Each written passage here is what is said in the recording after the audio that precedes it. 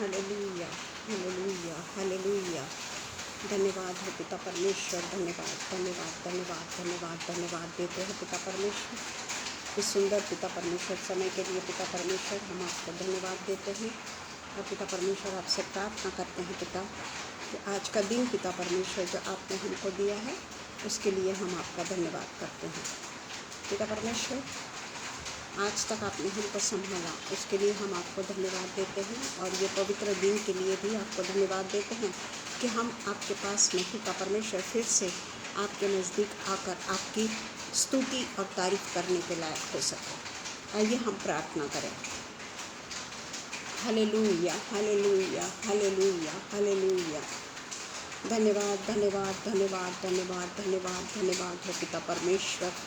हम आपको हृदय से धन्यवाद देते हैं पिता परमेश्वर कि पिता परमेश्वर ये सुंदर समय में पिता परमेश्वर आपने हमको फिर से पिता परमेश्वर अपने नज़दीकी में रखा है। और पिता परमेश्वर ये समय दिया कि हम आपके चरणों पर मुक्त होकर आपके वचनों से पिता परमेश्वर अपने जीवन में बदलने वाला काम करने वाले हो सके। पिता हमको सचमुच में पिता परमेश्वर बदलने की बहुत ज़रूरत है। पिता हम पिता परमेश्वर जिस तरीके से उथले तरीके से पिता परमेश्वर कोई भी काम न करे, बल्कि पिता परमेश्वर बहुत ही परमेश्वर के नज़दीक जाकर बहुत ही डीपली परमेश्वर को प्यार करने वाले हो सके। परमेश्वर के पिता परमेश्वर हम आपके सारी आज्ञाओं को नम्रता के साथ में पालन करने वाले हो सके। पिता परमेश्वर हम कभी भी पिता परमेश्वर आपको आज्ञा के अनुसार ही चलने वाले हो, आपके आज्ञा को तोड़ने वाले ना हो। पिता परमेश्वर जो ये वचन आज हम आपके सामने पेश करेंगे, होने देना पिता परमेश्वर कि ये जो वचन आप ही का वचन है, आप ही ने कहा है पिता, वो वचन को पिता परमेश्वर हम किसी भी तरीके से पिता परमेश्वर अपनी महिमा के लिए बोलने वाले ना हो सके पिता परमेश्वर, बल्कि हम छिप जाएं और आपका पवित्र आत्मा हमारे थ्रू बात करने वाला हो सके।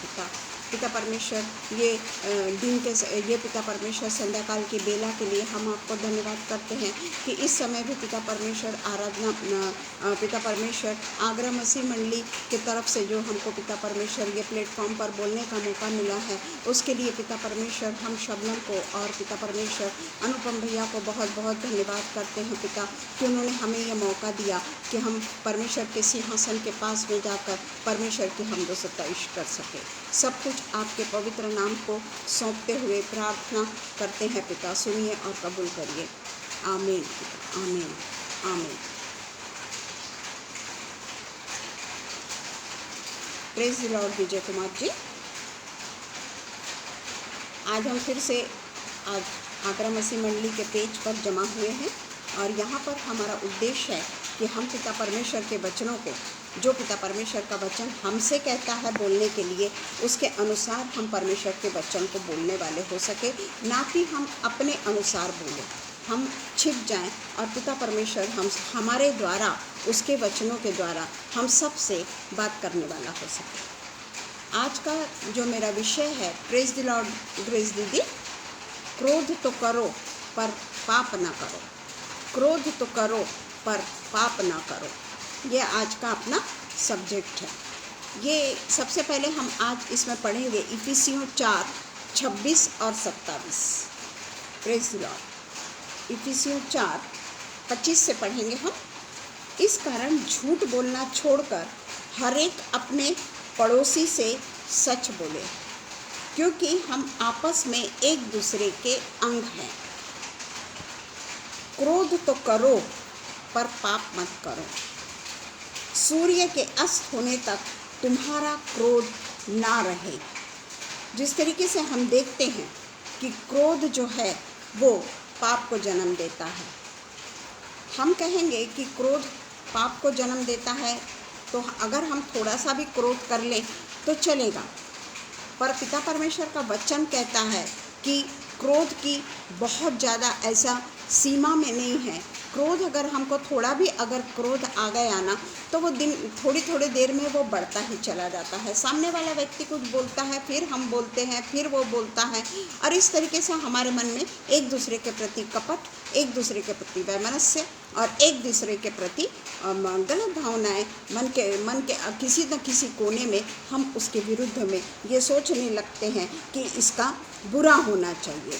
हम उसके लिए कभी भी अच्छा नहीं सोचते, क्योंकि हमारे मन में उसके लिए पाप आ जाता है और इसलिए हम सोचते हैं कि इसका कभी भी अच्छा नहीं होना चाहिए, और वो जो है वो पाप को जन्म देता है। क्योंकि जब हमारे मन में किसी के बारे में कलुषित भावना आ जाती है तो परमेश्वर उस चीज़ को माफ़ नहीं करता। परमेश्वर कहता है कि एक बार अगर हम क्रोध करते हैं तो पाप नहीं करना है। इसका मतलब है कि क्रोध की कोई सीमा है, क्रोध की कोई सीमा है। हमारे क्रोध की क्या सचमुच में कोई सीमा है? जिस तरीके से हम योना के बारे में देखते हैं, praise the Lord Rohini, praise the Lord, जिस तरीके से हम योना के बारे में देखते हैं कि योना का जो भी कुछ हुआ हम अच्छे से जानते हैं, परंतु उसके बाद में यीशु मसीह के परमेश्वर के आदेशानुसार वो निनवे शहर में जाता है और निनवे शहर में जाकर वहाँ के लोगों को कहता है कि परमेश्वर के वचन की प्रतीति करो, और कहता है कि उपवास और प्रचार किया गया और प्रवेश करके 1 दिन की यात्रा की। यह प्रचार करता गया कि अब से 40 दिन बीतने पर निनवे उलट दिया जाएगा। पूरे तरीके से उसने पूरे तरीके से निनवे के सत्यानाश की बातें करी। निनवे पूरे तरीके से उलट दिया जाएगा, यानी निनवे में कोई भी नहीं बचेगा, वो पूरे तरीके से ख़त्म हो जाएगा। क्योंकि परमेश्वर ने उससे कहा था कि वहाँ जाकर उनके लोगों को सतर्क कर और उनको बता कि तुम्हारे पाप इतने ज़्यादा बढ़ गए हैं कि परमेश्वर ये शहर को उलटने पर है। परंतु वहाँ के लोगों ने पश्चाताप किया, वहाँ के राजा ने पश्चाताप किया, वहाँ के सब गाय बैल भेड़ बकरी जो भी कुछ है हम देखते हैं, वो सब के सब टाट पहन के परमेश्वर की दुहाई चिल्ला चिल्ला कर दें और अपने कुमार्ग से फिरें। और हम देखते हैं कि इस तरीके से वो जो नगर के जितने भी लोग थे, बहुत बड़ा नगर था वो, निनवे बहुत छोटा सा नगर नहीं था, बहुत बड़ा नगर था, और वहाँ पर पूरे तरीके से चेंज आ जाता है। वहाँ के लोग मन को परिवर्तित करते हैं, अपने पापों को मानते हैं और परमेश्वर से दया करने की भीख मांगते हैं। परमेश्वर को कह प्रेज द लॉर्ड नागेश जी, परमेश्वर से दया की भीख मांगते हैं और उसके कारण संभव है कि परमेश्वर दया करे और अपनी इच्छा बदल दे और उसका भड़का हुआ कोप शांत हो जाए और हम नष्ट होने से बच जाए। ये उन लोगों की प्रार्थना होती है। और जब परमेश्वर ने उनके कामों को देखा कि वे कुमार्ग से फिर रहे हैं, तब परमेश्वर ने अपनी इच्छा बदल दी। अब यहाँ हम देखते हैं कि परमेश्वर बहुत ही कृपालु, दयालु और हमको माफ़ करने वाला परमेश्वर है, और परमेश्वर ने अपनी इच्छा को बदल दिया। अब यहाँ पे तो परमेश्वर ने अपनी इच्छा को बदल दिया, परंतु वहाँ योना का क्रोध 7वें आसमान पे चढ़ गया कि तूने मेरा अपमान किया। उसको बहुत बुरा लगा और उसका क्रोध भड़क उठा। लिखा है यहाँ 4:1 में कि उसका क्रोध भड़क उठा और उसने यहोवा से ये प्रार्थना की कि हे यहोवा, जब मैं अपने देश में था तब क्या मैं यही बातें ना कहता था? इस कारण मैंने तेरी आज्ञा ना सुनते हुए तर्शीश को भाग जाने की कोशिश की, क्योंकि मैं जानता था कि तू अनुग्रहकारी दयालु परमेश्वर है। यानी बोल भी रहा है वो कि पिता परमेश्वर तू अनुग्रहकारी दयालु है, तेरे मन में जो आया है कि तू इस नगर को उलट देगा, मेरे को मालूम था कि तू ऐसा नहीं करेगा। और उसको बहुत गुस्सा आता है। और उसके बाद की स्टोरी हम जानते हैं कि एक पेड़ होता है और वो पेड़ को रात भर में परमेश्वर उसको लगा देता है, रेड़ के पेड़ को, और किस तरीके से वो जब बहुत धूप आती बड़ा खुश हो जाता है अय्यूब कि चलो मुझे छाया मिल गई, इतने धूप में बैठने के बजाय मेरे को ये बहुत एक ही दिन में बड़े हुए पेड़ के नीचे वो बड़ा संतोष से आराम करते रहता है। पर परमेश्वर उसी समय वो रेड़ के पेड़ को सुखा भी देता है। तब भी उसको बड़ा क्रोध आता है, रेड़ के पेड़ के कारण भड़का कि क्या है यह उचित है। यानी मेरा ये कहने का मतलब है कि यहाँ पर मैं ये कहना चाहती हूँ कि किस तरीके से मनुष्य का क्रोध भड़कता है। क्यों? क्योंकि उसके मन के अनुसार नहीं हुआ। उसको गुस्सा आया कि मेरे मन के अनुसार जो परमेश्वर ने कहा वो नहीं हुआ, यानी मेरा इंसल्ट हो गया। उसके बाद में रेड़ का पेड़ भी उसने नहीं लगाया था, परंतु उसको छाया नहीं मिली तो वो फिर क्रोधित हो जाता है और क्रोधित होकर वो जो मुंह में आता है वो बोलने लग जाता है। तो परमेश्वर का यही वचन है कि क्रोध तो करो पर पाप ना करो। पर जब हमको क्रोध आता है तो पाप जरूर हमसे होता है।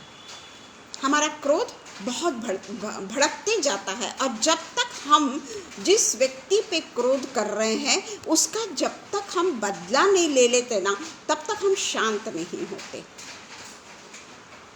उस समय परमेश्वर के तरफ से हमारी आंखें फेर लेते हैं हम, सिर्फ हमको क्रोध क्रोध और क्रोध ही दिखाई देता है।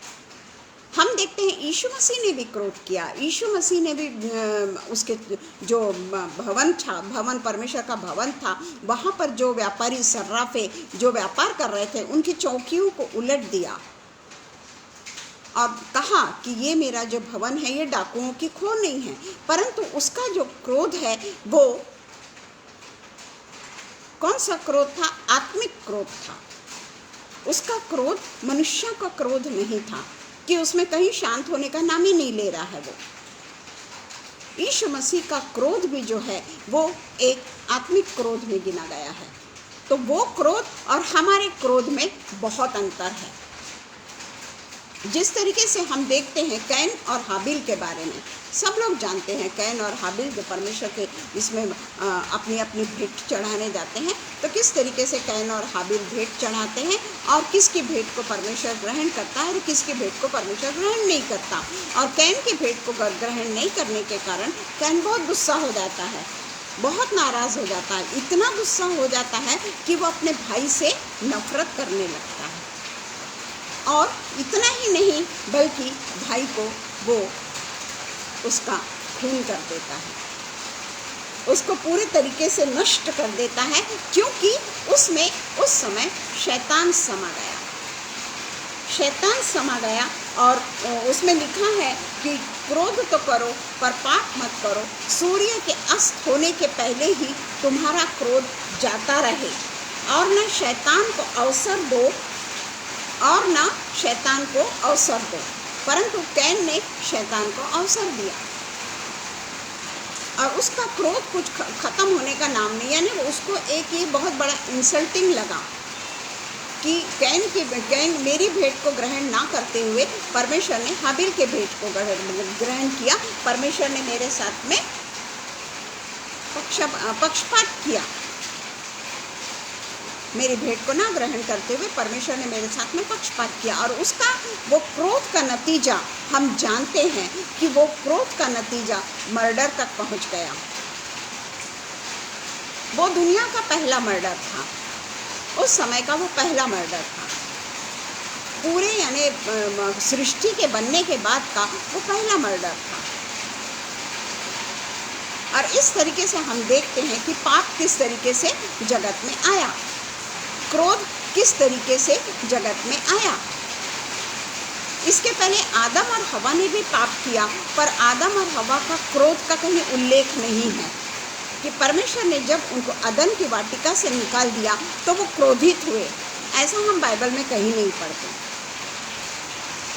पर पाप की शुरुआत कैन और हाबिल से हुई। उनको वहाँ से निकाल दिया, उन लोगों को मेहनत करनी पड़ी अपने जीवन को चलाने के लिए। लेडीज़ लोगों को अपने बच्चे के जन्म के समय अनगिनत तकलीफ़ों का सामना करना पड़ा। आजकल के ज़माने में तो अलग अलग टेक्निक है और इसलिए लोगों को तकलीफ़ क्या है ये पता नहीं है। परंतु ये परमेश्वर का क्रोध, ये जो परमेश्वर ने स्त्रियों को कहा कि तू बच्चा जन्मने के समय दर्द से दोहरी हो जाएगी। और इसलिए हम जानते हैं कि किस तरीके से पीड़ाओं से वो गुजरी। हन्ना नहीं, हवा। परंतु कहीं पे भी ये नहीं लिखा है कि उसने परमेश्वर पर क्रोध किया। प्रेज द लॉर्ड अंग्रेज सिंह जी, कहीं पे भी नहीं लिखा है ऐसा। परंतु क्रोध की शुरुआत कैन और हाबिल से हुई, जो आज तक चली आ रही है। कोई ये नहीं कहेगा कि नहीं मैं तो बिल्कुल क्रोध नहीं करता, या मेरे को बिल्कुल भी क्रोध नहीं आता। या हो भी सकता है कि हमको अगर क्रोध आता भी है तो हम अपने मन में दबा के रख लेते हैं वो क्रोध को। परंतु क्रोध को दबाना और क्रोध को पूरे तरीके से ख़त्म करना, ये दो अलग अलग बात हैं। क्योंकि क्रोध को अगर हम दबा के रखते हैं तो कभी ना वो क्रोध उफनता ज़रूर है, क्योंकि वो क्रोध को हमने दबा के रखा है, क्रोध को हमने पूरे तरीके से नाश नहीं किया है। हम क्रोध के साथ साथ ही चल रहे हैं, और एक दिन मौका पाते ही वो क्रोध बुरे तरीके से उसका स्फोट होता है। और वो क्रोध का जब स्फोट होता है तो वो विकराल रूप धारण कर लेता है, और उस समय कोई न कोई गलती एक दूसरे के पक्ष से हो जाती है। हम देखते हैं जो मर्डर है, जो भी कुछ हो रहा है, जो भी कुछ होता है, उसका कारण केवल और केवल 1 सेकंड का क्रोध होता है। वो क्रोध जो बिल्कुल भी अपने मन को कंट्रोल नहीं करने देता। हमारे यहाँ बहुत बारिश है नागपुर में, बहुत ज़्यादा, अभी फिर शुरू हो गई है। तो वो कंट्रोल नहीं करने देता है क्रोध, और वो क्रोध के कारण पाप हो जाता है।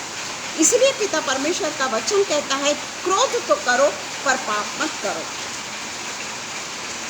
पर हमारे भी मन में जब किसी के प्रति नफरत आ जाती है, हमारे भी मन में अगर किसी के प्रति क्रोध आ जाता है, वो व्यक्ति को मालूम ही नहीं रहता, सामने वाले व्यक्ति को, कि मैंने क्या किया। अमुक व्यक्ति को मेरे पे अगर क्रोध है तो क्या कारण है? प्रेज़ द लॉर्ड अनुपम भैया, क्या कारण है, मेरे से क्या गलती हुई? तो वो जो व्यक्ति, सामने वाला व्यक्ति है, चाहे वो उसके लिए आत्मा में भी क्रोध कर रहा होगा, परंतु कलीसिया के XYZ को ये मालूम ही नहीं कि वो क्यों हमसे गुस्से में है। तो वो सुधरेगा कैसे? वो अपने आप को सुधारेगा कैसा? तो क्या वो हम ये बोलेंगे कि क्रोध तो करो पर पाप मत करो? अगर मुझे नहीं मालूम, इसके बारे में हमने बाइबल में तो नहीं पढ़े कि तुम उनको जतलाओ। मेरे ख्याल से कहीं तो भी लिखा भी है कि तुम उनको बताओ, उनको 7 के 70 दफ़ा माफ़ करो, वो तो ठीक है, पर उनको पता भी तो चलना चाहिए ताकि वो सुधर सके।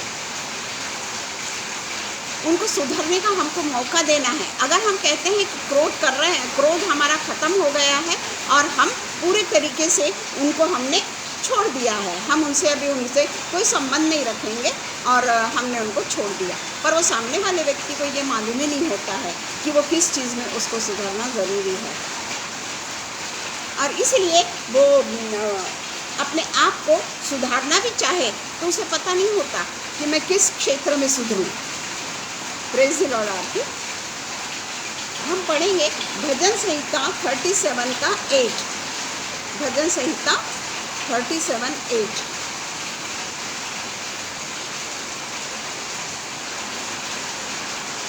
क्रोध से परे रहे और जलजलाहट को छोड़ दे, मत कूड़, उसमें बुराई ही निकलेगी। जब हम क्रोधित होते हैं, सचमुच में पूरे जलजलाहट से हम भर जाते हैं। हमारे शरीर में एक प्रकार से अंदर ही अंदर ना ज्वालामुखी फटने लगता है, और हमारे मन में आता है कि जब तक मैं इस चीज़ का बदला नहीं लूँगा मैं शांत नहीं हो सकता, मैं बिल्कुल शांत नहीं हो सकता। और जब तक वो बदला नहीं ले लेता तब तक उसके मन में शांति नहीं आती।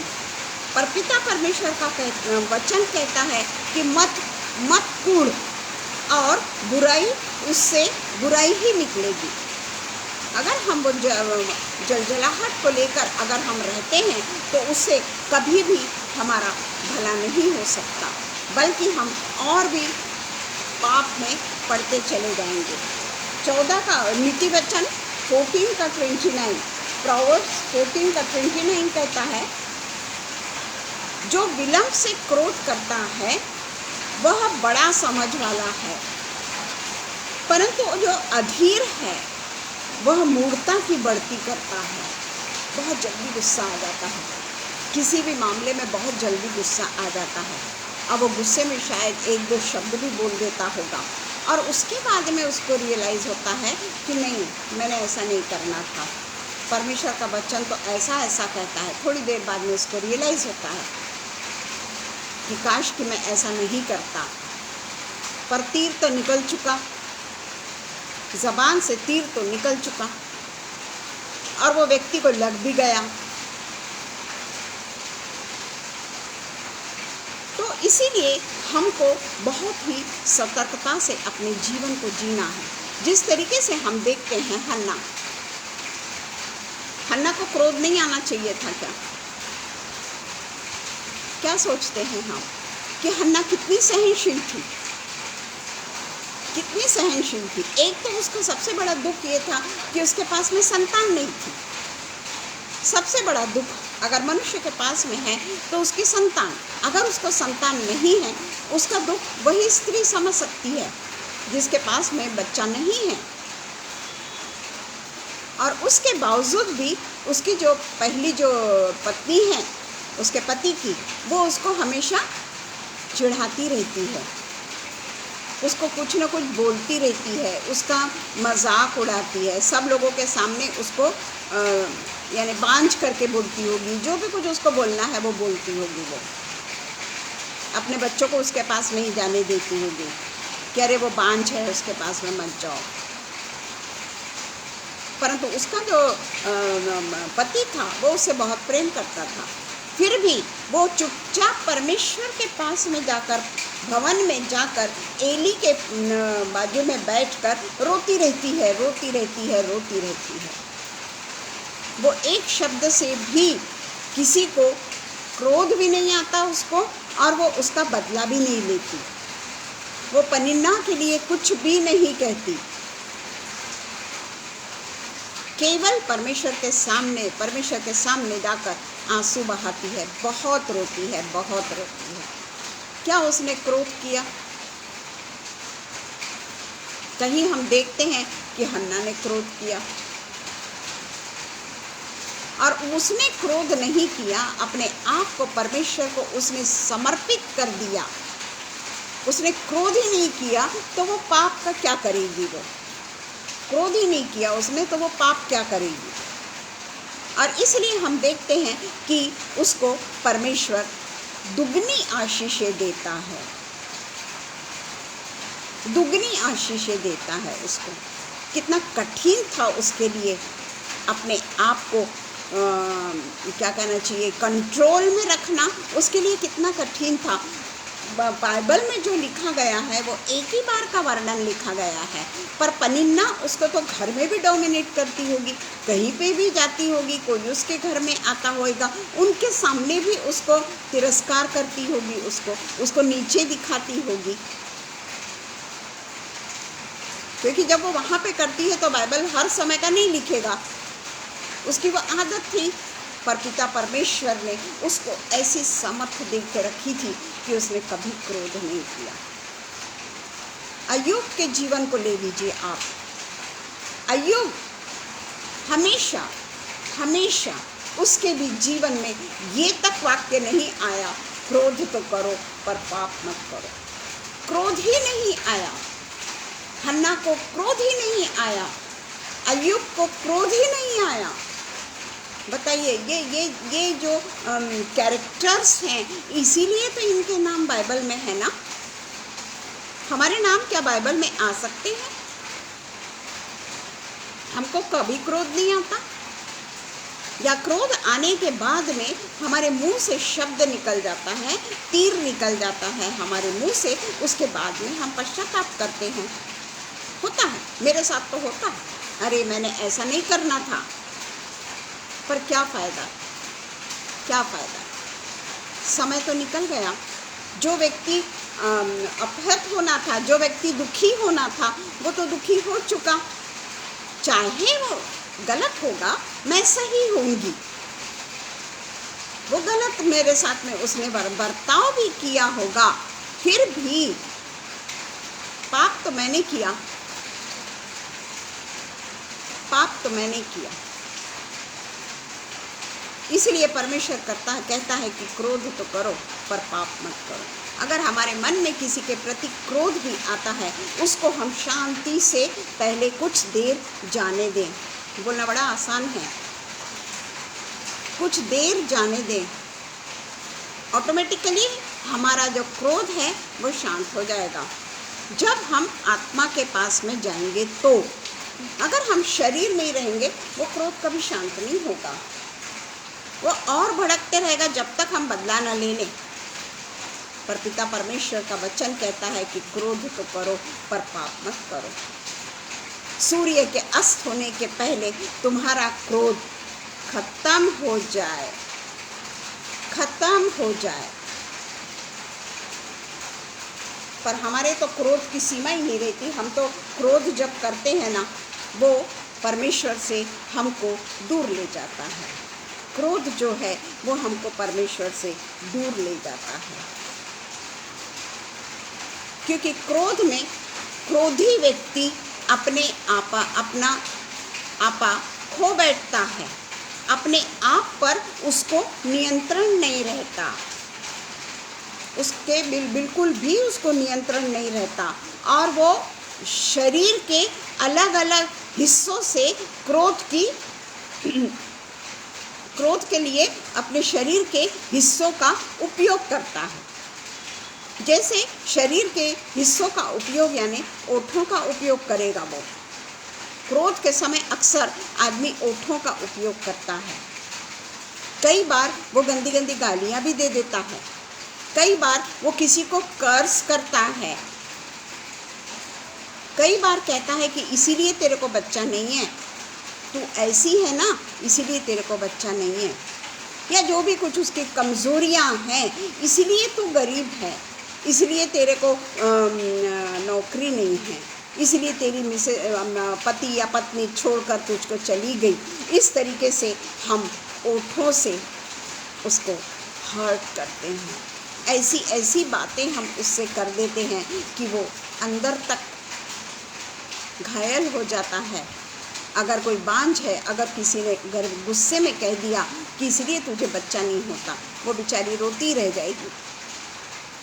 परंतु हमने तो कह दिया, शरीर से भी हमने पाप कर दिया, जीभ से भी हमने पाप कर दिया, जीभ का उपयोग हमने गलत बातों के लिए कर दिया। हृदय, क्योंकि जो भी कुछ हमारे मुंह से निकला है वो हृदय में हमारे बसा था ना।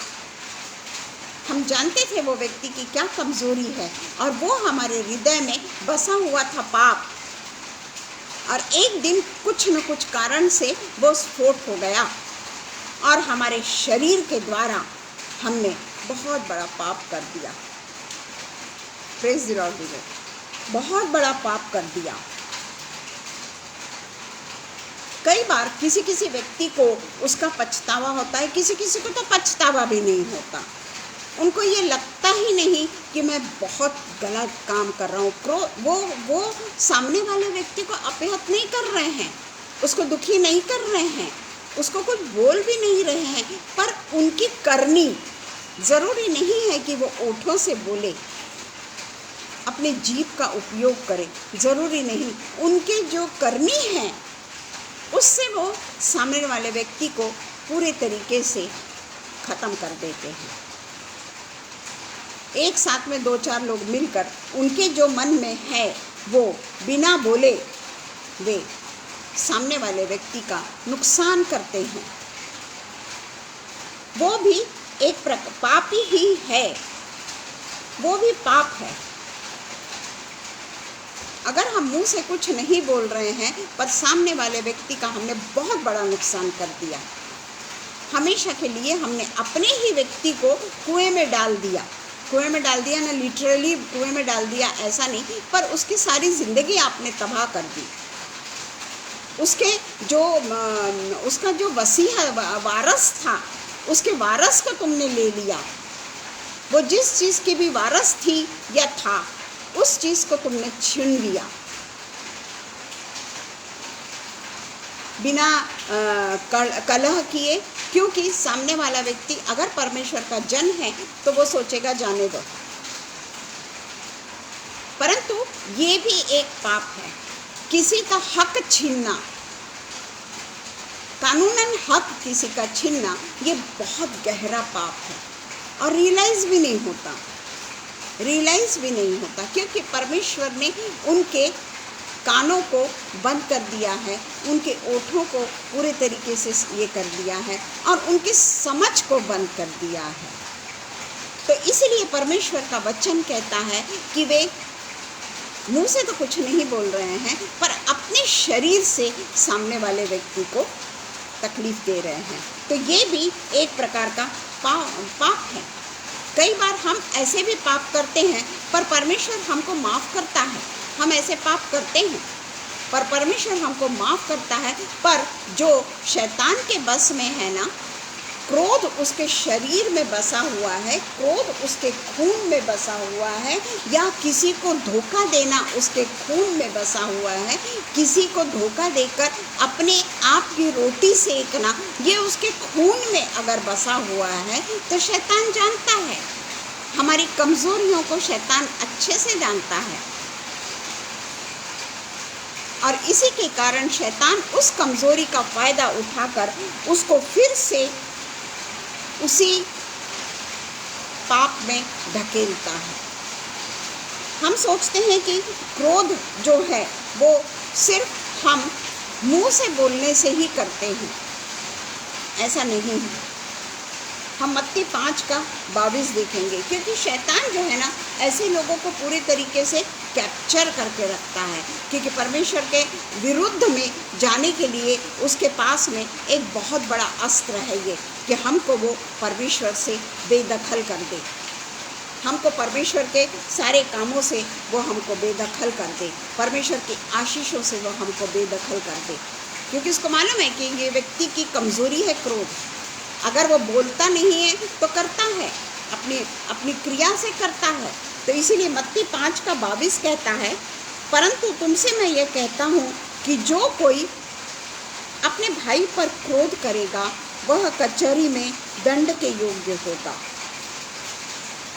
और जो कोई अपने भाई को निकम्मा कहेगा महासभा में दंड के योग्य होगा, और जो कोई कहे अरे मूर्ख वह नरक की आग के दंड के योग्य होगा। इसीलिए परमेश्वर अगर हमारे साथ में कभी इस तरीके की घटना होती भी है, सभी के घर में होती है ऐसा नहीं, मुझे तो लगता है कि लाखों करोड़ों के घर के छोड़ को एक आधे के घर में होता होगा भाई, ऐसा होता होगा। परंतु परमेश्वर का वचन कहता है कि हमको उसको माफ़ करना है, क्योंकि ये जो संपत्ति जो भी कुछ किसी वजह से हो रहा होगा, किसी कारण से हो रहा होगा, जो भी होगा ये नश्वर है, ये नश्वर है।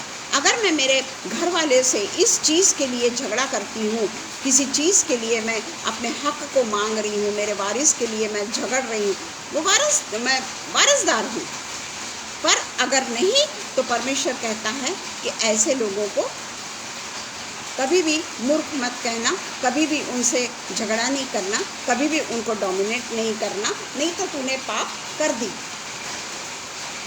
क्योंकि परमेश्वर कहता है कि अगर समझ जाओ हमको बहुत बड़ी संपत्ति मिलती भी है और दूसरे दिन अगर हम मर जाते हैं तो वो हमारे किस काम का, पर हम नरक की आग में तो चले गए ना, उसी दिन हम मर भी गए, पर हमने गलत काम तो किया ना, हमने क्रोध किया, हमने जो भी कुछ हमको लगा वो हमने किया, बाद में पछता कर कोई फ़ायदा नहीं। इसीलिए जो हम देखते हैं कि क्रोध जो है वह एक आंतरिक पाप है, क्योंकि जो हम करते हैं वो अंतर मन से करते हैं। हम अगर किसी के लिए क्रोध करते हैं उससे हम घृणा करने लगते हैं, और इसीलिए हमारे मन से उसके लिए बहुत ही गलत बातें निकलती है, बहुत गलत बातें निकलती है।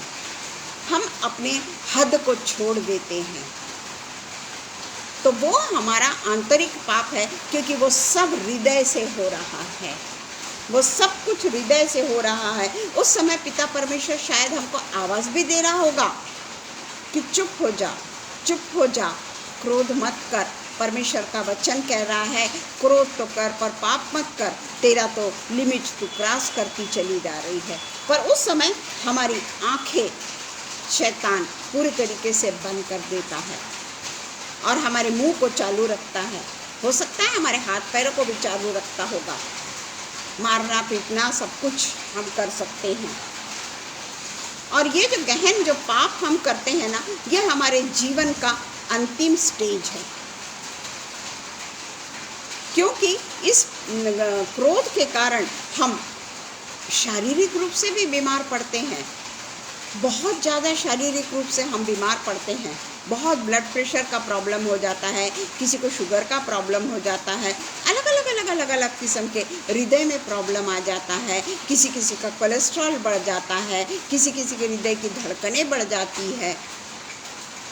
ये कुछ अच्छी चीज़ लेकर नहीं आता है, अच्छी चीज़ लेकर नहीं आता है ये।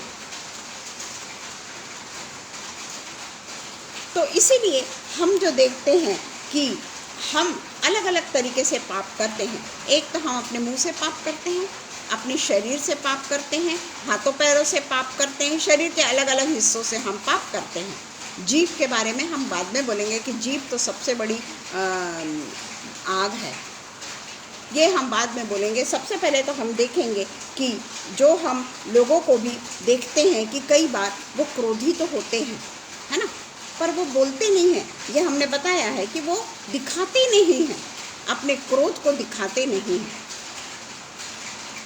पर एक समय ऐसा आता है कि उनके भी मन में वो क्रोध बहुत ज़्यादा पनपने लगता है, अंगार लगी रहती है उनके मन में, उनके हृदय में वो जो क्रोध की भावना है वो दबी रह के एक आध दिन उसका स्फोट होता है और ये वो यहाँ तक मर्डर तक पहुँच जाता है।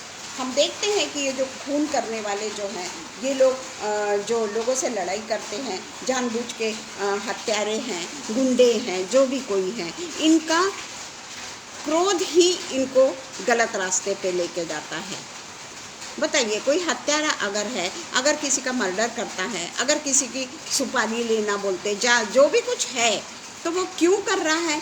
क्योंकि वो क्रोधी है, उसको बहुत जल्दी गुस्सा आता है और रिवेंज लेने वाला हो जाता है वो। और वो रिवेंज के कारण वो इस तरीके से अपने मुंह से गलत बातें निकालता है। और ऐसे समय में हमको नियंत्रण के लिए फिलिपियों 4:13 देखना चाहिए। फिलिपियों यानी परमेश्वर ने हमको हर जगह से बताया है कि तुम किस तरीके से अपने ऊपर कंट्रोल रख सकते हो। परमेश्वर ने हमको बहुत ही सतर्कता से इस बात के लिए भी बोला है कि हम क्रोध पर किस तरीके से नियंत्रण रखें, चाहे वो छोटा से छोटा क्रोध क्यों ना हो, वही क्रोध आगे चलकर बड़ा सा रूप धारण कर लेता है। तो इससे हम नियंत्रण कैसे पा सकते हैं? तो परमेश्वर का वचन फिलिपियों 4:13 कहता है, जो मुझे सामर्थ्य देता है उससे मैं सब कुछ कर सकता हूँ। क्योंकि 11वां वचन कहता है, यह नहीं कि मैं अपने घटी के कारण यह कहता हूँ, क्योंकि मैंने यह सीखा है कि जिस दशा में मैं हूँ उसमें संतोष करूँ। अगर मैं असंतुष्ट हूँ उस दशा से, तो मैं हर दशा में असंतुष्ट ही रहूँगा, क्योंकि मेरी ये आदत है असंतुष्ट रहने की। और वो जाकर फिर क्रोध में बदल जाती है, और क्रोध जो है वो पाप में बदल जाता है। और इसलिए परमेश्वर का वचन करता है, मैं दीन होना भी जानता हूँ और बढ़ना भी जानता हूँ। हर एक बात और सब दशाओं में मैंने तृप्त होना, भूखा रहना, बढ़ना और घटना सीखा है। कोई भी उसकी स्टेज रहे, कोई भी उसकी शारीरिक कंडीशन रहे, वो शारीरिक कंडीशन में पौलुस जीना सीखता है। वो क्रोध करने के पीछे नहीं जाता। और मुझे सामर्थ कौन देता है? कौन देता है मुझे सामर्थ? हमारा खुदा हमको सामर्थ देता है, जो हमसे बहुत प्यार करता है। वो कभी नहीं चाहता कि हम वो क्रोध के कारण पिता परमेश्वर से दूर हो जाएं, इस तरीके से दूर हो जाएं कि पिता परमेश्वर के पास में फिर हम कभी जा ही ना सकें। उसी तरीके से 1 कुरिन्थियों 15:57 कहता है, 1 कुरिन्थियंस 15:57, परंतु परमेश्वर का धन्यवाद हो जो हमारे प्रभु यीशु मसीह के द्वारा हमें जयवंत करता है। देखिए, हर चीज़ में लिखा हुआ है कि तुम अगर मेरे भाइयों दृढ़ और अटल रहो। 58वां वचन कहता है, अब प्रभु के काम में सर्वदा बढ़ते जाओ। क्योंकि यह जानते हो कि तुम्हारा परिश्रम प्रभु में व्यर्थ नहीं होता। जितना ज़्यादा हम परमेश्वर में बढ़ते हैं ना, उतना ज़्यादा परमेश्वर हमको और भी संभालने की कोशिश करता है। पर ऑपोजिट दिशा से शैतान भी हमको बहकाने की, शैतान भी हमको छोड़ना नहीं चाहता, क्योंकि शैतान कभी नहीं चाहता कि कोई मनुष्य पूरे तरीके से पाप से छूट जाए। उसके दुनिया में रहते हुए वो मनुष्य परमेश्वर के पास में रहे। वो ऐसी ऐसी परिस्थितियां हमारे बीच में लाता है कि हमें क्रोध आ ही जाता है। और उसमें सबसे महत्वपूर्ण अंग जो है वो है हमारी जीभ। हमारी जीभ जो है ना, बहुत छोटी सी चीज़ है, शरीर का सबसे छोटा हिस्सा है, और वो एक डब्बे में कैद भी है, हमारे मुंह रूपी डब्बे के अंदर है वो। फिर भी वो अपने आप से अंदर ही अंदर, अंदर ही अंदर, अंदर ही अंदर आग लगा देती है। कभी आपने देखा कि जीभ बाहर निकल के बोल रही है? बोल रही है क्या? जीभ कभी बाहर निकल के बोलती है क्या? जब आदमी गुस्सा भी हो जाता है, कुछ भी हो जाता है, जीभ बाहर नहीं निकलती। पर जीभ पूरे ब्रह्मांड को आग लगा देती है।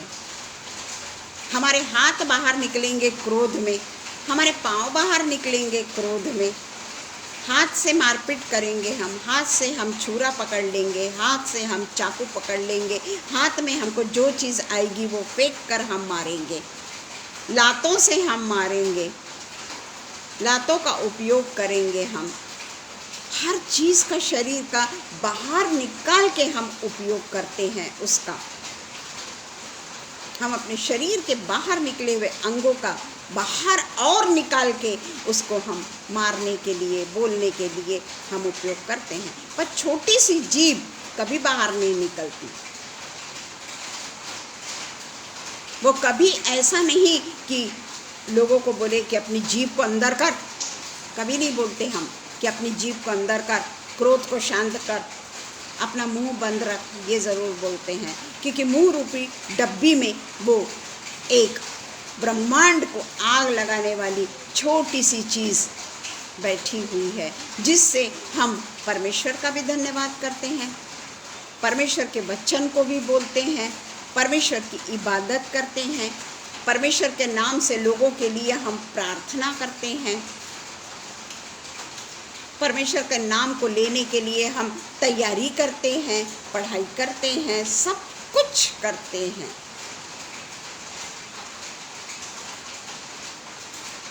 पर वो जीभ या तो आशीष का कारण होती है, या वही जीभ से हम आशीष भी देते हैं और वही जीभ से हम पाप भी करते हैं। यह हम ही जानते हैं कि हम वो जीभ से क्या क्या करते हैं, क्योंकि याकूब के पत्री में जीभ के बारे में बहुत डिटेल में लिखा है और बहुत सत्य लिखा हुआ है। उसको हम देखेंगे। जब हम देखते हैं, इसमें लिखा हुआ है कि बहुत से लोग उपदेशक ना बने, क्योंकि जानते हैं कि हम उपदेशक और भी दोषी ठहरेंगे। और इस तरीके से वो ये लिखता है कि सारी देह पर लगाम, जो इसलिए कि जब हम बहुत बार चूक जाते हैं, जो कोई वचन नहीं चूकता वही तो सिद्ध मनुष्य है और सारी देह पर लगाम लगा सकता है। पवित्र वचन जब हम अपने वश में करने के लिए घोड़ों के मुंह में लगाम लगाते हैं, ताकि हम उनकी सारी देह को भी घुमा सकते हैं। हम अच्छे तरीके से जानते हैं घुड़सवारी करने के पहले किस तरीके से उसके ऊपर लगाम लगाई जाती है, किस तरीके से उसको कंट्रोल किया जाता है। दूल्हे को भी लेकर जब घोड़ा रहता है, उसको कंट्रोल करने के लिए घुड़सवार होता है, उसके मुंह पे लगाम लगा के रस्सी उसके हाथ में होती है। पर पिता परमेश्वर ने तो ऐसा हमको बांध के भी नहीं रखा है कि हमारे मुंह में लगाम लगा के रखा है परमेश्वर ने, वो भी नहीं। पर हाँ, परमेश्वर ने अपने वचन को हमारे मुंह में भरा है और वो वचन ही हमको परमेश्वर के राज्य में ले जा सकता है और वही वचन हमको अनंत मृत्यु में भी ले जा सकता है। और इसलिए कहते हैं कि जहाज भी, जैसे जहाज भी होते हैं, उनको भी पतवार से उनको ये करते हैं, कंट्रोल कर सकते हैं, चाहे कितनी भी प्रचंड वायु क्यों ना है, सब क्यों ना। यानी वो जीव के लिए बता रहा है कि इतनी बड़ी बड़ी चीज़ों को भी कंट्रोल कर सकता है आदमी, इतने बड़े जहाज को भी आदमी कंट्रोल कर सकता है।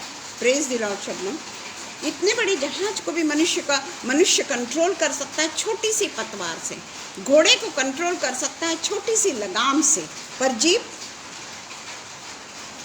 वही पहले उसने इसीलिए सब बातें लिख दिया कि किस तरीके से वो बड़ी से बड़ी चीज़ों को भी कंट्रोल कर सकता है। पर 5वें वचन के में कहता है वैसे ही जीव भी एक छोटा सा अंग है और वह बड़ी बड़ी डींगे मारता है। देखो थोड़ी सी आग से कितने बड़े वन में आग लग जाती है। यानी वो अपने लोगों के संबंध को तोड़ देता है। मनुष्य के संबंध एक दूसरे से केवल जीव के कारण खत्म हो जाते हैं, टूट जाते हैं, हमेशा के लिए टूट जाते हैं। और इसलिए परमेश्वर कहता है कि वो बहुत बड़ी आग लग जाती है उससे। Praise the Lord. का जीव भी एक आग है।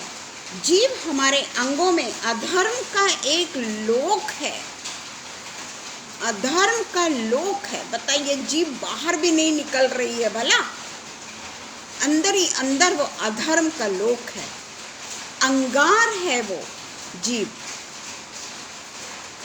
एक लोक है वो। बताइए, स्वर्ग लोक, पृथ्वी लोक, कितने बड़े बड़े हैं ये लोक। तो जीव एक छोटा सा अंग एक लोक के बराबर है। परमेश्वर का वचन है ये, और वो भी लोक कौन सा? अधर्म का लोक है, अधर्म का लोक है, और सारी देह पर कलंक लगाता है और जीवन की गति में आग लगा देता है। एक बार अगर हम अपने जीव से वो सामने है या नहीं है, हम उसकी बुराई शुरू कर देते हैं। वो जीभ जो है उस समय इतनी ज़्यादा चलती है, इतनी ज़्यादा चलती है, उसको उस समय कुछ नहीं लगता। और आँख जीभ के साथ में काम करती है, आँख भी नहीं झपकती, नींद भी नहीं आती, शरीर का हर एक अंग बड़ा प्रफुल्लित हो जाता है लोगों की बदनामी करने में, लोगों के लिए गलत बातें करने में, लोगों के लिए कोई भी व्यक्ति के नाम से कुछ भी लेकर उसकी हंसी उड़ाने में वो बहुत प्रफुल्लित हो जाते हैं। तो इसीलिए लिखा है, हर एक वन पक्षु और नरक कुंड की आग से जलती रहती है, नरक कुंड की आग से जलती रहती है। क्योंकि हर प्रकार के वन पर पशु पक्षी पौधे रेंगने वाले जलचर मनुष्य जाति के वश में हो सकते हैं और हो भी गए हैं, पर जीव को मनुष्य में से कोई भी वश में नहीं कर सका। हमारे लिए ये बात जब हम सोचते हैं ना, तब हमको लगता है कि सचमुच में जीव को कोई भी वश में नहीं कर सका, कोई भी वश में नहीं कर सका। मनुष्य भी चाहता है कि जीव उसके वश में हो जाए, पर थोड़ी सी अगर किसी के प्रति हमको बदनामी करना है या किसी के प्रति हमको कुछ बोलना है और उसके लिए हम सवेरे से लेके शाम तक उसके विरुद्ध में हमारी जीभ बिना रुके, हमारी आँख बिना झपके, हमारे शरीर को कोई तकलीफ नहीं होती, हमारा शरीर नहीं थकता, वो एक छोटी जीभ के कारण हमारा शरीर भी नहीं थकता। क्योंकि वो जीभ इतनी सुंदर काम करती है ना, किसी की बुराई करने के लिए बोल दो, हमको कोई भी तकलीफ नहीं होती, बल्कि सारी तकलीफ उस समय ऐसा लगता है कि हम बिल्कुल ठीक हो गए हैं, हमें कोई तकलीफ का एहसास भी नहीं होता। परंतु जब हम ये जीभ से एक दूसरे के विरुद्ध में बोलते हैं, सामने वाले के मन में क्या हो रहा है, उसको कितना क्रोध आ रहा है कि XYZ ने मेरे लिए ऐसा ऐसा बोला, और आज तक वो इतनी गंदी गंदी बातें मेरे लिए करते रहा, मुझको तो मालूम ही नहीं था। और वो फिर रिवेंज लेता है और वो रिवेंज हत्या तक पहुंच जाता है। केवल जीभ और किसी व्यक्ति के द्वारा बोली गई बातें, किसी व्यक्ति के द्वारा बहकाने वाली बातें। वो व्यक्ति वहाँ जाकर पहले वो भी नहीं करता कि ये बात सच है या गलत है। कई लोग किसी के बीच में मतभेद लाने के लिए भी गलत बातें कर देते हैं और उसके कारण उनके घर में आग लग जाती है। एक छोटी सी जीभ पूरे देश को बर्बाद कर देती है, पूरे संसार को बर्बाद कर देती है। और एक छोटी सी जीभ पूरे रिलेशंस को स्पॉइल कर देती है। वही इसमें वो ही आता है फिर से कि कोई लोग बोलते हैं, कोई लोग नहीं बोलते हैं, पर जो नहीं बोलता है वो मन में उसके लिए बैर पाल के रखता है कि क्या करना है हमको। वो जाकर अच्छे से बात करके भी अपने मन के वैमनस्य को दूर कर सकते हैं, पर नहीं, जीभ नहीं करने देती ये काम। उसने जो अंगार लगा दी सो लगा दी। परंतु पिता परमेश्वर, हम बोल नहीं रहे हैं कुछ, चलो हम बोल नहीं रहे हैं, हम उनके हत्या भी नहीं कर रहे हैं, हम उनको गाली भी नहीं दे रहे, हम उनको मार भी नहीं रहे, हम कुछ नहीं कर रहे, पर क्या हमारे मन में उनके लिए पहले जैसा प्रेम है? क्या हमारे मन में उनको क्षमा करने की भावना है? या हमने कभी सोचा कि हो सकता है कि वो व्यक्ति जिसने हमको ये बतलाया वो उसने अगर थोड़ा भी बोली होगी तो उसको वो पूरी कहानी बना के हमारे सामने रख रहा है। ऐसा भी होता है आजकल के ज़माने में।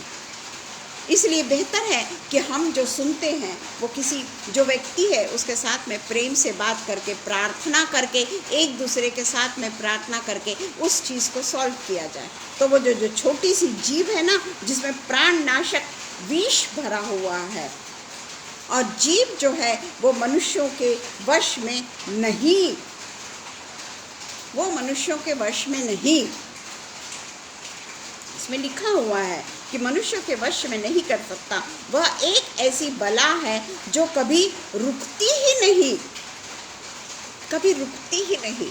कितने घंटे हो जाएं, हम अगर हमको परमेश्वर के इबादत के लिए पूरे आखी रात अगर प्रेयर करने को बोलेंगे, होल नाइट अगर प्रेयर करने को बोलेंगे, तो हम उसमें से भी समय ले लेते हैं। इतने से इतने बजे ये, इतने से इतने बजे वो, इतने से इतने बजे वो। परंतु अगर हमको बुराई के लिए बैठा दिया जाए तो हमको किसी को समय देने की ज़रूरत नहीं कि 1 घंटा तू बैठना, 1 घंटा तू बैठना, 1 घंटा तू बैठना। हाँ, सारे के सारे बैठेंगे वहाँ पे, क्योंकि परमेश्वर का वचन कहता है कि प्राणनाशक विष से भरी है और वो कभी रुकती भी नहीं। इसी से हम प्रभु और पिता की स्तुति करते हैं और इसी से मनुष्यों को जो परमेश्वर के स्वरूप में उत्पन्न हुए हैं श्राप देते हैं। परमेश्वर ने बनाई हुई चीज़ है, परमेश्वर ने बनाई हुई चीज़ है जीव। तो परमेश्वर ने क्या इसके लिए बनाई है कि हम लोगों की बुराई करें या विष का काम करवाएं उससे? बल्कि परमेश्वर ने जीभ हमको इसलिए दी है कि हम परमेश्वर की उपासना करें, हम परमेश्वर के लिए पूरे तरीके से वो जीभ का उपयोग केवल परमेश्वर की इनायत के लिए करें। चाहे वो कुछ भी पता चले हमको कि वो जीभ ने तेरे बाजू वाले घर में आग लगा दी, पर हम हमेशा परमेश्वर के लिए अगर धन्यवाद के रूप में उसका उपयोग करेंगे, क्योंकि धन्यवाद और श्राप दोनों भी निकलते हैं उसमें से, जीभ में से। तो इसलिए हमारा चॉइस है ये कि हमको क्या चुनना है। क्या सोते के एक ही मुंह से मीठा और खारा पानी निकलता है? परमेश्वर ने बनाया है, पर उसे एक ही मुंह से खारा पानी और मीठा पानी नहीं निकलता।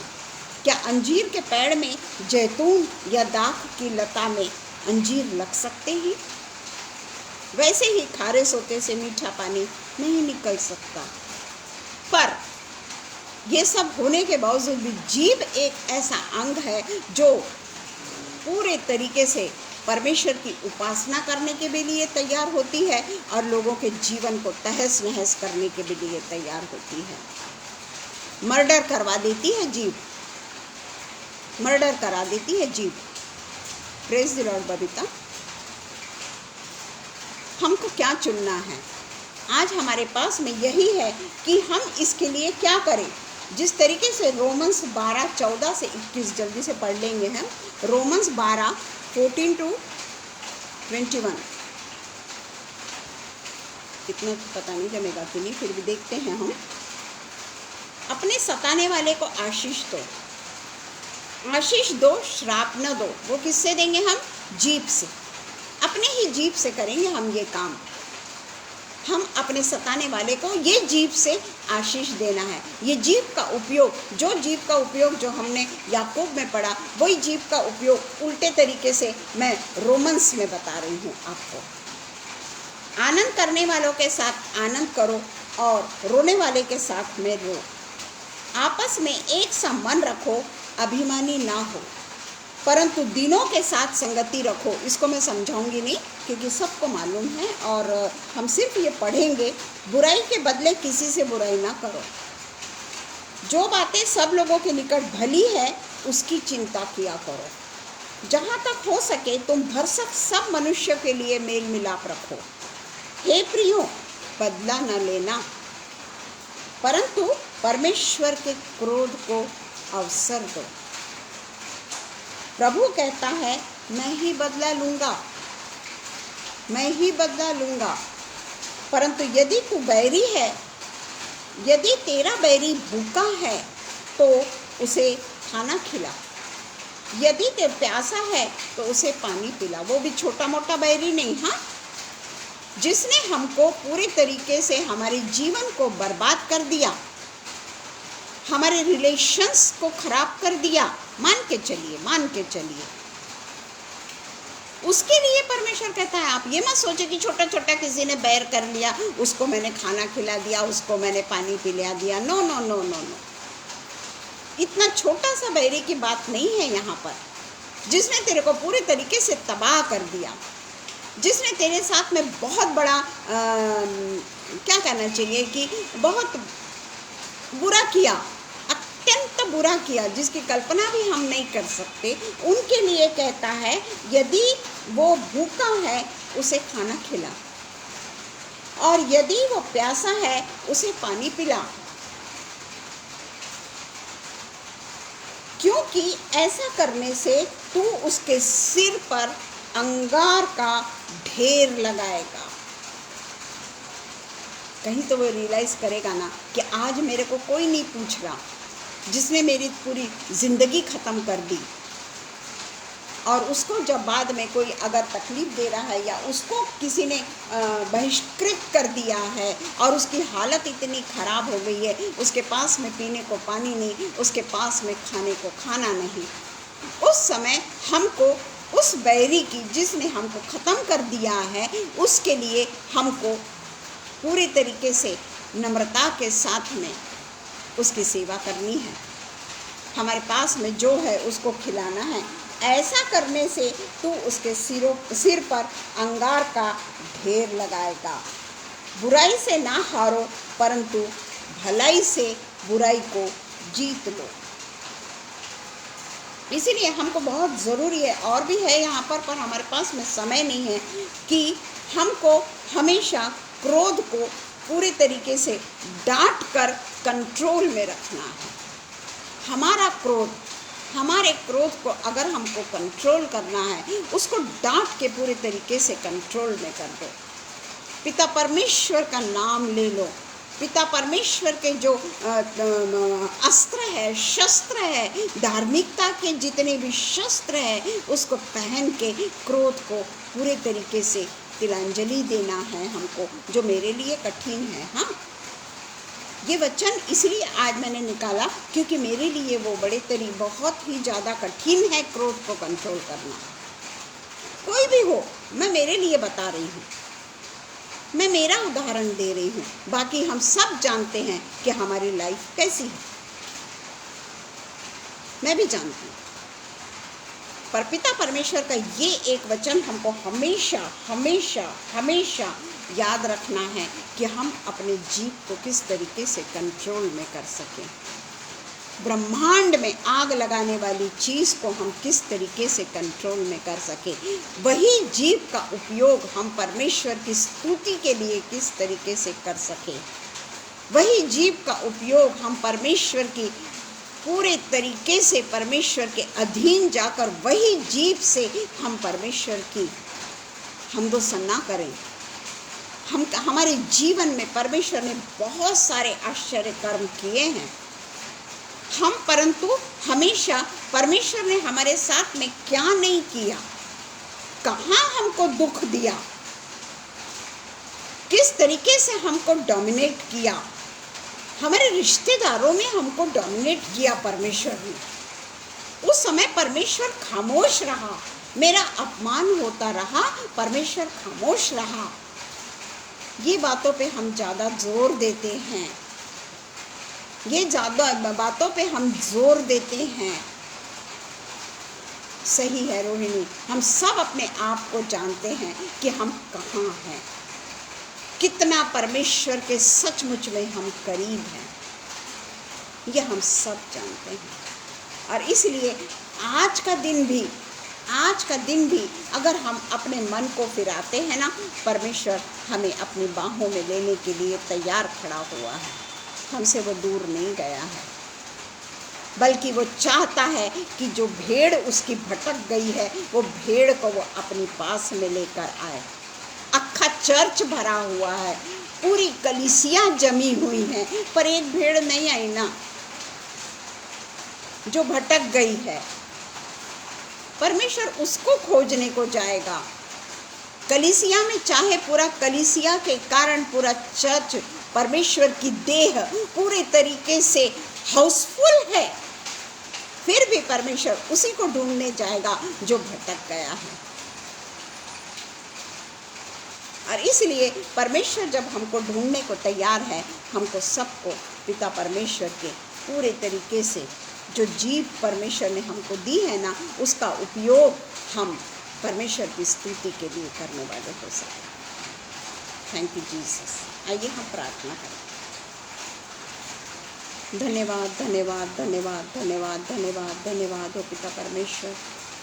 ये वचन केवल हम बोलने वाले नहीं, ये वचन लोगों को सुनाने वाले नहीं, बल्कि पिता परमेश्वर ये वचन हमारे जीवन में किस तरीके से बदलाव ला सकता है, उस चीज़ को हम सोचने वाले हो सके। पिता, हमारे जीवन में बहुत सारे पिता परमेश्वर, कई सारे ऐसे पिता परमेश्वर रुकावटें हैं, जहाँ से पिता परमेश्वर हम आगे नहीं जा सकते।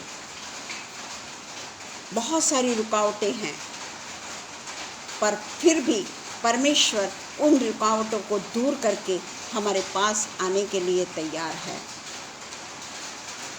कई ऐसे हमारे पास में गड्ढे हैं हमारे शरीर में, जो हम जानते हैं कि वो हमको पाप की ओर ले जा रहे हैं, परंतु उसको कंट्रोल में करना पिता परमेश्वर ने हमको एक पवित्र आत्मा दे रखी है, जिसके सहारे हम परमेश्वर के पास में जाकर ये जो पुराने जो हमारे मन में जो होल है, उनको पिता परमेश्वर का वचन भरने के लिए तैयार है, हमको पूरे तरीके से पाक करने के लिए तैयार है, हमारे शरीर को कंट्रोल करने के लिए तैयार है, हमें परमेश्वर अपनी गोद में लेने के लिए तैयार है। और परमेश्वर यही चाहता है कि हम उसके अनंत जीवन में प्रवेश करने वाले हो सके। पिता परमेश्वर, जितना भी हमने आज पढ़ा है, होने देना पिता, हमारे शरीर के प्रत्येक अंग को हम आपके अधीन कर देते हैं। हमारे हाथ, हमारे पाँव, हमारा शरीर, हमारा मुंह, हमारी आँखें, हमारे नाक, हमारा कान और इवन हमारे विचार, जो हमको हमारे हृदय को पूरे तरीके से गलत बातों की ओर लेके जाते हैं, उन विचारों को भी हम परमेश्वर के आगे जला देते हैं। उन गलत विचारों को हम जला देते हैं। हम हमारी छोटी सी जीभ को केवल और केवल पिता परमेश्वर के लिए स्तुति रूपी बलिदान चढ़ाने के लिए पिता परमेश्वर ने वो जीभ को दिया है। वो जीभ का उपयोग हम वैसे ही करने वाले हो सके। पिता परमेश्वर आप हमारे साथ में सदा रहते हैं, पर हम ही पिता परमेश्वर जग की ओर देखकर जगिक पिता परमेश्वर अभिलाषाओं में लग जाते हैं, और उस समय पिता परमेश्वर हम 2 मिनट के लिए सोचते भी नहीं कि हमने कितना अपने आप पर कंट्रोल करना है। पिता परमेश्वर हम मनुष्य को खुश लगने वाले काम करते हैं, मनुष्य को पिता परमेश्वर आकर्षित लगने वाले काम करते हैं, पर पिता परमेश्वर इन चीज़ों से प्रसन्न नहीं होता। पिता परमेश्वर तो केवल और केवल परमेश्वर की स्तुति से प्रसन्न होता है। पिता परमेश्वर अभी जो बबीता ने पिता परमेश्वर अपनी प्रेयर रिक्वेस्ट रखी है उसके लिए प्रार्थना करने के लिए, पिता परमेश्वर उसके किस चीज़ के लिए प्रार्थना करना है हम नहीं जानते, और हम जानना भी नहीं चाहते, क्योंकि हमारा पिता परमेश्वर सब कुछ जानता है। इसलिए पिता परमेश्वर आप तो बबीता के जीवन में क्या है ये आप जानते हैं, इसलिए हम आपसे सब मिलकर उसके लिए प्रार्थना कर रहे हैं। बहुत ही पिता परमेश्वर दिल के गहराई से पिता परमेश्वर और बहुत ही नम्र होकर दीन होकर पिता परमेश्वर हम बबीता के लिए प्रार्थना करते हैं कि जहाँ कहीं भी उसको रुकावटें हैं वो यीशु मसीह के नाम से पूरे तरीके से टूट जाए। पिता परमेश्वर यीशु मसीह उसको सारे बंधनों से विमुक्त कर दे। पिता परमेश्वर यीशु मसीह उसके घर में चले फिरे। पिता परमेश्वर यीशु मसीह उसके घरानों के साथ में बात करने वाला हो सके। यीशु मसीह उसको सेफ रखे, उसको पूरे तरीके से सुरक्षित रखे। उसके मन में हमेशा पिता परमेश्वर का वचन पूरे तरीके से उसके शरीर को पूरे तरीके से कॉन्कर कर ले, ताकि कोई बाहर की चीज़ उसको बहला ना सके, फुसला ना सके, और बाहर की चीज़ से वो कभी भी परमेश्वर से दूर होने वाली ना हो। जो भी कठिनाई है, जो भी परेशानी है, जो भी हो पिता परमेश्वर, वो सब कुछ हम आपके अधीन रखते हैं पिता परमेश्वर। और अगले समय हम बबीता की गवाही सुनने के लिए हर कोई यहाँ पर तैयार रहेगा पिता, कि पिता परमेश्वर ने मांगा और उसको पूरे तरीके से आशीषों से पूरे तरीके से नवाजा है। ये गवाही बबीता अपनी देगी। उसके लिए पिता परमेश्वर हम आपका धन्यवाद करते हैं। जितने भी यहाँ पर लोग उपस्थित हैं हर एक के साथ होइए, हर एक को आशीष दीजिए। हर एक को पिता परमेश्वर आपने अपने काम से बंद करके वो लोग आपके वचन को सुनने आए हैं, उन सब को आशीष दीजिए पिता परमेश्वर। और पिता परमेश्वर फिर से पिता परमेश्वर आगरा मसीह मंडली के लिए, और पिता परमेश्वर शबनम के लिए, और अनुपम भैया के लिए हम प्रार्थना करते हैं। उनके साथ होइए, उनकी रक्षा करिए, उनके हर काम में उनको सफलता दीजिए। आत्मिक पिता परमेश्वर जो वचन को बांटते हैं उसमें भी पिता परमेश्वर और उनको आगे बढ़ाइए। ये सब विनती पिता परमेश्वर हम हमारे उद्धारक यीशु मसीह के नाम से मांग लेते हैं। सुनिए और कबूल करिए। आमीन आमीन। धन्यवाद हो पिता परमेश्वर को आज की सुंदर संधि के लिए। आज जो हमने जो पढ़ा उसको सिर्फ हम पढ़ने वाले और उसके ऊपर बोलने वाले ना हो, बल्कि उसके अनुसार हम सब एक दूसरे के लिए प्रार्थना करें कि परमेश्वर पूरे तरीके से अपना कंट्रोल हमारा लेते रहे और संसार से हम लोग छूट जाएं। सब लोग एक दूसरे के लिए प्रार्थना करें। प्रेज द लॉर्ड, हालेलुया, आमीन।